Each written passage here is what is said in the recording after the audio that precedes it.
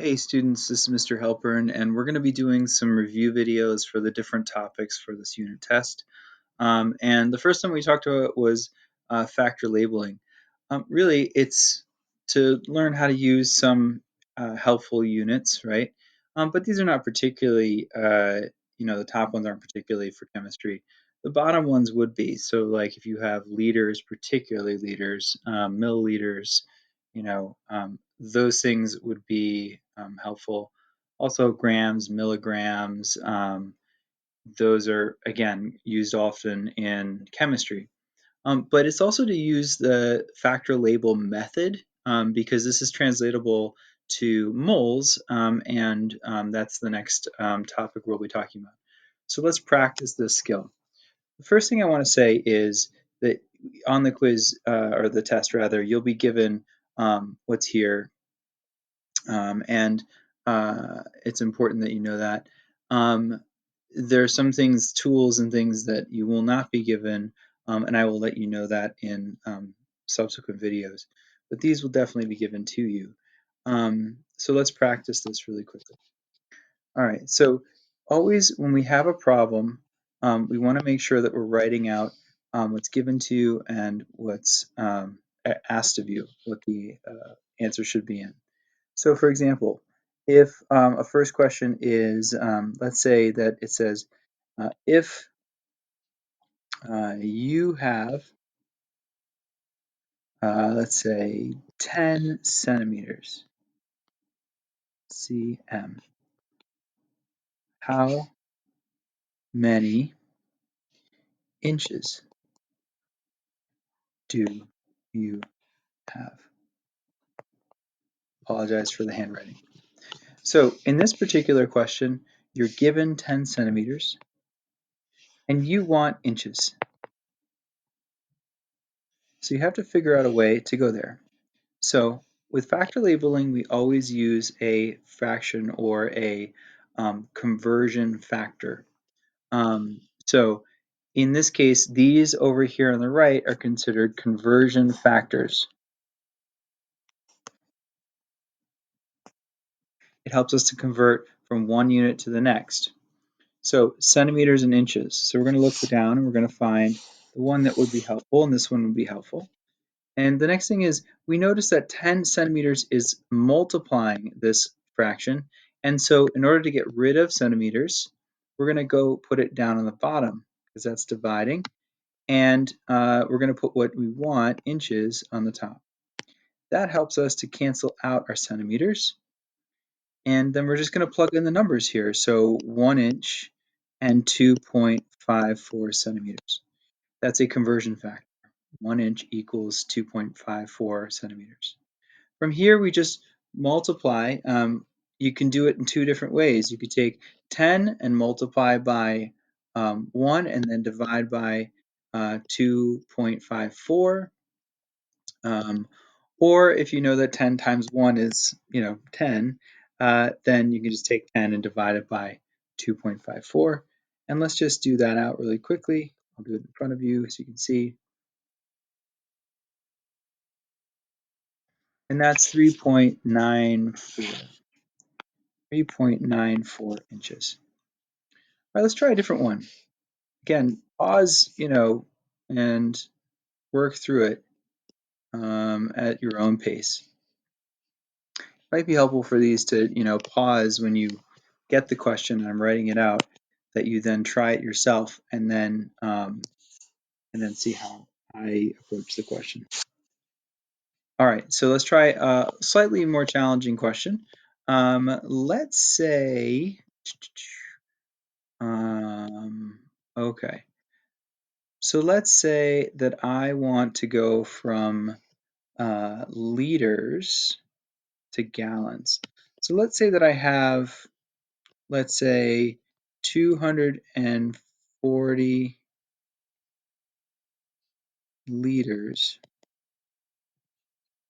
of Pepsi. Um, are contained in a tank?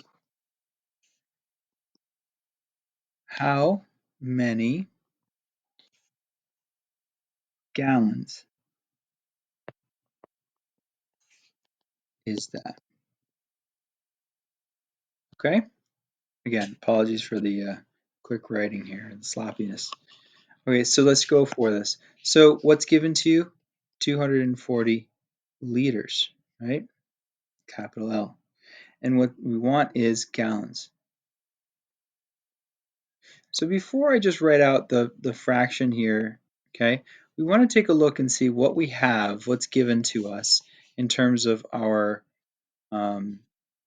conversion factors here. Well, clearly I see on the top, I have 1 liter is equal to 1.1 quarts, QT, and I also have 1 gallon is equal to 4 quarts. So because there's not one conversion factor that goes directly from liters to gallons, I'm going to use two, right? I'm going to go from liters to quarts and then quarts to gallons. So that means when I set this up, I have to write out not one, but two fractions, okay? So I have to get out of liters first. So that means I'm going to use the first conversion factor. I want to get out of liters, so liters is going to be on the bottom, and then quarts, QT, is going to be on top. For every 1 liter, it says that there are 1.10 quarts. And now I can cross out my liters, and I have quarts. If I just stop here, I have quarts. But I don't want to be in quarts. I want to get out of quarts and go to gallons, and that's my second conversion factor, as you see there. So I want to get out of quarts. So I'm going to go QT and gallons. And so I know that for every 1 gallon, it's 4 quarts. So I'm going to do that. And then it's good for me to, cross out my units so I know that I have the right units. And I do, I have gallons. So I'm going to take my 240, multiply by 1.1, and then divide by 4.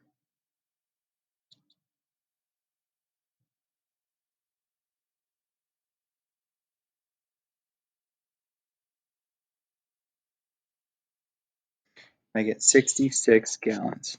Oops. Okay. And this is my answer here for this one. All right. Let's do one more.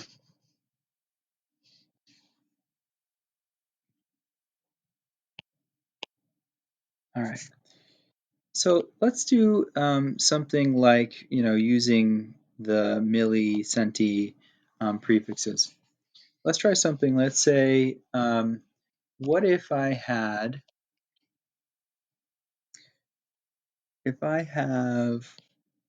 34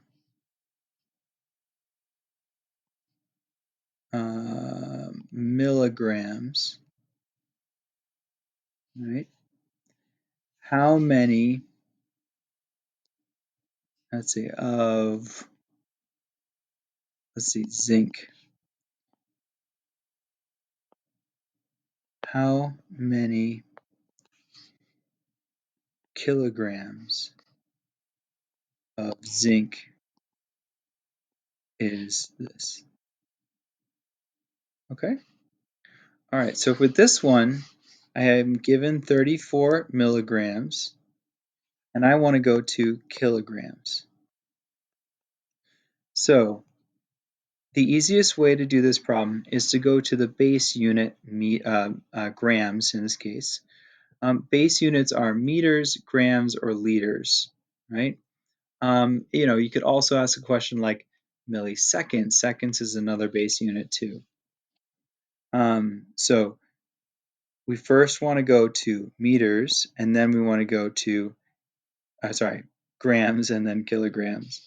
So in this case, I start off with milligrams here, so I want to get rid of those, milligrams and grams. The prefix milli, if you see there in your prefixes, means 1,000. And so I have 1,000 milligrams for every 1 gram. And then in terms of kilograms or kilo means that you have 1,000 of the base unit in one of those kilo units. So in this case, we have 1,000 grams. I'm going to put that on the bottom. We want them to cancel out in 1 kilogram. Okay, and my units cancel out, and I'm left with 34 divided by 1,000 divided by 1,000. This is going to be a pretty small number.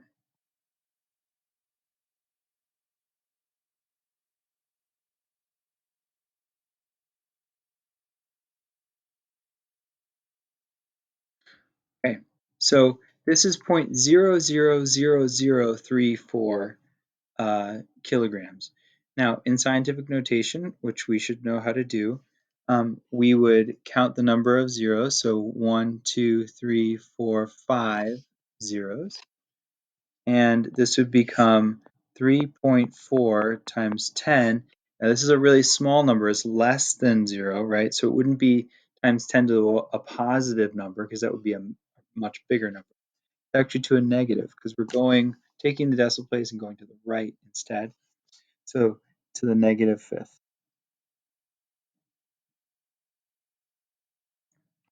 Okay. All right. So that's factor labeling, and that's sort of a two-step, one-step example in the problems that I just did. Hope that was helpful.